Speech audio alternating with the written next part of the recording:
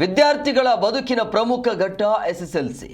ಈ ಪರೀಕ್ಷೆ ಫಲಿತಾಂಶದ ಮೇಲೆ ವಿದ್ಯಾರ್ಥಿಗಳ ಮುಂದಿನ ಭವಿಷ್ಯ ನಿರ್ಧಾರ ಆಗುತ್ತೆ. 2025-26ನೇ ಶೈಕ್ಷಣಿಕ ವರ್ಷದ ಫಲಿತಾಂಶಕ್ಕೆ ವಿದ್ಯಾರ್ಥಿಗಳು ಬಹಳ ಕಾತುರದಿಂದ ಕಾಯ್ತಾ ಇದ್ರು. ಅದರಲ್ಲೂ ತೃತೀಯ ಭಾಷೆ ವಿಷಯಗಳಿಗೆ ಗ್ರೇಡಿಂಗ್ ನೀಡ್ತಾರಾ ಅಥವಾ ಅಂಕಗಳನ್ನು ನೀಡ್ತಾರಾ ಅನ್ನುವಂಥ ಕುತೂಹಲ ಇತ್ತು. ಸೊ ಇವತ್ತು ಅಂತೂ ಇಂತೂ ಫಲಿತಾಂಶ ಅಂತೂ ಬಿಡುಗಡೆ ಆಗಿದೆ. ಅದರೊಂದು ವರದಿ ನಿಮ್ಮ ಮುಂದೆ.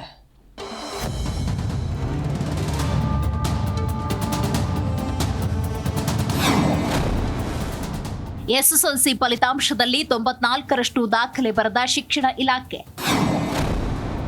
ಈ ವರ್ಷವೂ ಫಲಿತಾಂಶದಲ್ಲಿ ವಿದ್ಯಾರ್ಥಿನಿಯರೇ ಮೇಲುಗೈ.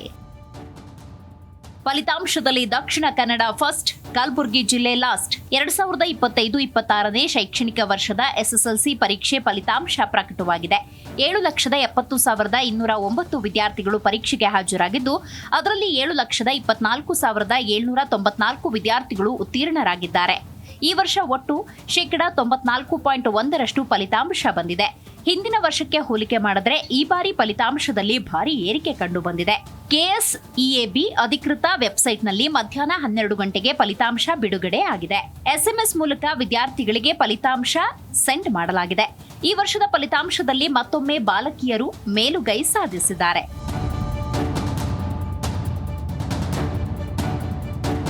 ಬಾಲಕಿಯರು 96.18% ಫಲಿತಾಂಶ ಸಾಧಿಸಿದ್ದು, ಬಾಲಕರು ಕೂಡ ಉತ್ತಮ ಸಾಧನೆ ಮಾಡಿದ್ದಾರೆ. ಈ ಬಾರಿ 91.94% ಫಲಿತಾಂಶ ದಾಖಲಿಸಿದ್ದಾರೆ. ಜಿಲ್ಲಾವಾರು ಫಲಿತಾಂಶದಲ್ಲೂ ಸ್ಪರ್ಧಾತ್ಮಕ ಚಿತ್ರಣ ಕಂಡು ಬಂದಿದೆ. ದಕ್ಷಿಣ ಕನ್ನಡ ಜಿಲ್ಲೆ 98.4% ಫಲಿತಾಂಶದೊಂದಿಗೆ ರಾಜ್ಯದಲ್ಲಿ ಪ್ರಥಮ ಸ್ಥಾನ ಪಡೆದುಕೊಂಡಿದೆ.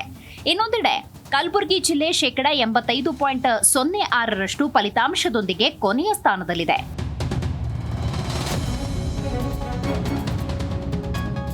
ಇನ್ನು 625ಕ್ಕೆ 625 ಅಂಕಗಳನ್ನು ಕೂಡ ವಿದ್ಯಾರ್ಥಿಗಳು ಪಡೆದುಕೊಂಡಿದ್ದಾರೆ. ರಾಜ್ಯದಲ್ಲಿ 7 ವಿದ್ಯಾರ್ಥಿಗಳು ಫುಲ್ ಅಂಕಗಳನ್ನು ಪಡೆದುಕೊಂಡಿದ್ದು, ಸಚಿವ ಮಧು ಬಂಗಾರಪ್ಪ ಶುಭಾಶಯ ಕೋರಿದ್ದಾರೆ. ಫಸ್ಟ್ ಟೈಮ್ ಕರ್ನಾಟಕ ರಾಜ್ಯದಲ್ಲಿ ಮೊದಲನೇ ಬಾರಿ ಈ ಥರ ರಿಸಲ್ಟ್ ಅನ್ನು ಕೊಟ್ಟಿದ್ದಾರೆ. ಅದಕ್ಕೆ ನಾನು ಮಕ್ಕಳಿಗೆ ವಿಶೇಷವಾಗಿ ಅಭಿನಂದನೆಯನ್ನು ಮತ್ತು ಅವರಿಗೆ ಕಂಗ್ರಾಟ್ಸ್ ಹೇಳಲಿಕ್ಕೆ ಇಷ್ಟಪಡ್ತೀನಿ. ಪೇರೆಂಟ್ಸಿಗೂ ಕೂಡ, ಯಾಕಂದರೆ ಈ ಸತಿ ಪೇರೆಂಟ್ಸು ಕೂಡ ನಮಗೆ ಸಾಕಾಗಿ ಮಾಡಿದರು. For the first time parents teachers meeting ಎಲ್ಲ ಮಾಡಿದ್ರು.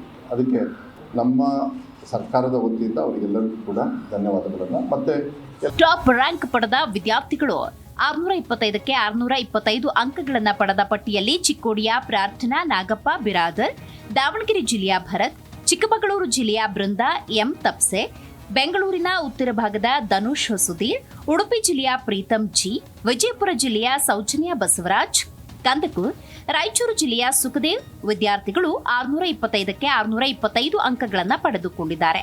ಏನು ಕೆಲವರು ಟೀಕಾ ಟಿಪ್ಪಣಿಯನ್ನು ಮಾಡಿದರು, 33ರಿಂದ 35, 35ರಿಂದ 33 ಇಳಿಸಿದ್ರು ಅಂತ ಹೇಳಿ. ನಾನು ನಿಮಗೆ PUCಯಲ್ಲಿ ಹೇಳಿದ್ದೆ 5,770 ಮಕ್ಕಳು ಮಾತ್ರ ಈ ಕ್ಯಾಟಗರಿಗೆ ಬಂದಿದ್ರು ಅಂತ.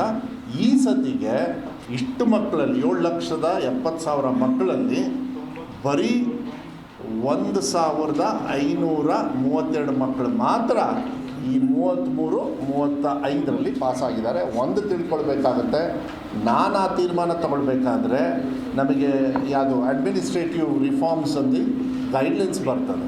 ಅವ್ರು ಮಾಡಿದಾಗ ನಾವು ಮಾಡಬೇಕು. ದೇಶದ ಹಿತದೃಷ್ಟಿಯಿಂದ ಒಂದು ಗೈಡ್ಲೈನ್ಸ್ ಬರೋದು. ಇನ್ನು ತೃತೀಯ ಭಾಷೆ ವಿಷಯಕ್ಕೆ ಸಂಬಂಧಪಟ್ಟಂತೆ ಗ್ರೇಡಿಂಗ್ ನೀಡ್ತಾರಾ ಅಥವಾ ಅಂಕಗಳನ್ನು ನೀಡ್ತಾರೋ ಅನ್ನೋ ಕುತೂಹಲ ಇತ್ತು. ಕೆಲ ವಿದ್ಯಾರ್ಥಿಗಳು ಕೋರ್ಟ್ ಮೊರೆ ಹೋಗಿದ್ರು. ಕೊನೆಗೂ ಸರ್ಕಾರ ಅಂಕಗಳನ್ನು ನೀಡುವ ಮೂಲಕ ಫಲಿತಾಂಶ ಬಿಡುಗಡೆ ಮಾಡಿದೆ. ಮೊದಲನೇ ಎಸ್ಎಸ್ಎಲ್ಸಿ ಪರೀಕ್ಷೆಯಲ್ಲಿ ಫೇಲ್ ಆದ ವಿದ್ಯಾರ್ಥಿಗಳಿಗೆ ಎರಡನೇ ಪರೀಕ್ಷೆಗೆ ಅವಕಾಶ ಮಾಡಿಕೊಡಲಾಗಿದೆ. ಮೇ 18ರಿಂದ 25ರವರೆಗೂ ಪರೀಕ್ಷೆಗಳು ನಡೆಯುತ್ತೆ.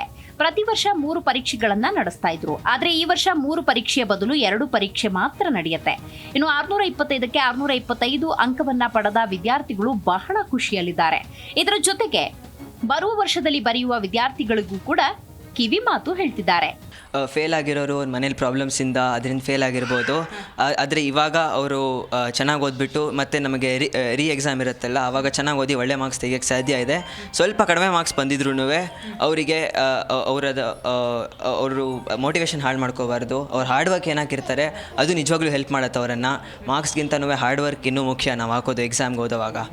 ಒಟ್ಟಿನಲ್ಲಿ ಈ ವರ್ಷದ ಎಸ್ಎಸ್ಎಲ್ಸಿ ಫಲಿತಾಂಶ ಉತ್ತಮವಾಗಿ ಬಂದಿದ್ದು, ವಿದ್ಯಾರ್ಥಿಗಳ ಪರಿಶ್ರಮ, ಶಿಕ್ಷಕರ ಮಾರ್ಗದರ್ಶನ, ಸರ್ಕಾರದ ಕ್ರಮಗಳು ಸೇರಿ ಐತಿಹಾಸಿಕ ಸಾಧನೆ ಸಾಧ್ಯವಾಗಿದೆ.